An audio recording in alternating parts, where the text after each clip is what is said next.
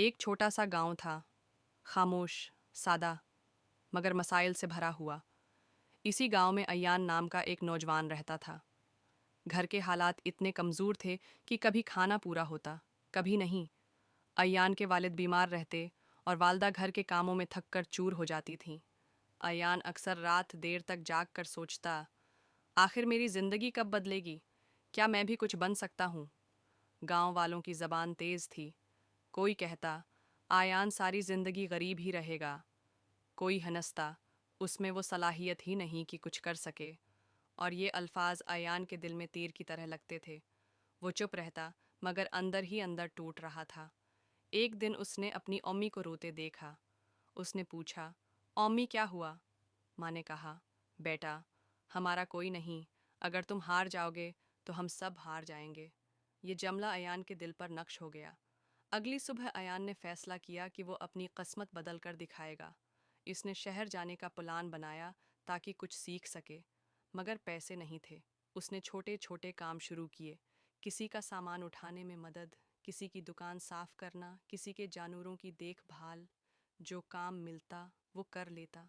लोग मजाक उड़ाते, मगर वो दिल सख्त कर चुका था। 2 महीने की मेहनत के बाद उसने थोड़े से पैसे जमा किए और शहर चला गया। वहाँ एक वर्कशॉप में छोटा सा मददगार बन गया।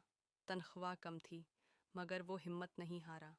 एक दिन उस्ताद ने उससे कहा, बेटा, दुनिया में 2 तरह के लोग होते हैं। एक वो जो हालात से लड़ते हैं, और दूसरे वो जो हालात के सामने झुक जाते हैं। तुम कौन हो? अयान ने मुस्कुराकर कहा, मैं वो हूँ जो लड़ता है, हारता है, फिर लड़ता है, जब तक जीत न जाऊं। वक्त गुजरता गया, अयान सीखता गया, लेकिन फिर एक दिन वर्कशॉप बंद हो गई। अयान दोबारा बेरोजगार हो गया। शहर में अकेला, जेब खाली, कोई सहारा नहीं। वो एक बाग में बैठकर देर तक रोता रहा। इसी वक्त एक बुजुर्ग वहां आए और बोले, बेटा, दरख्त भी एक ही जगह खड़े रहकर आसमान को छू लेते हैं। तुम तो इंसान हो, तुम क्यों हार मान रहे हो? अयान ने सिर उठाया। उसने सोचा, मैंने घर वालों से वादा किया था कि नहीं हारूंगा। वो उठा और फिर से सफ़र शुरू किया। इस बार उसने फैसला किया कि वो अपनी वर्कशॉप खोलेगा, चाहे छोटी ही क्यों ना हो।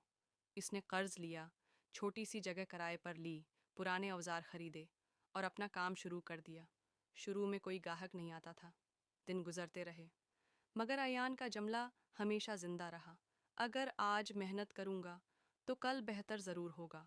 आहिस्ता आहिस्ता लोग इसकी ईमानदारी पर भरोसा करने लगे। एक गाहक आया, फिर दूसरा, फिर तीसरा, और देखते ही देखते उसकी छोटी सी वर्कशॉप मशहूर हो गई। एक कंपनी के मालिक ने अयान का काम देखा और हैरान रह गया। उसने कहा, हमें तुम्हारी काबिलियत चाहिए।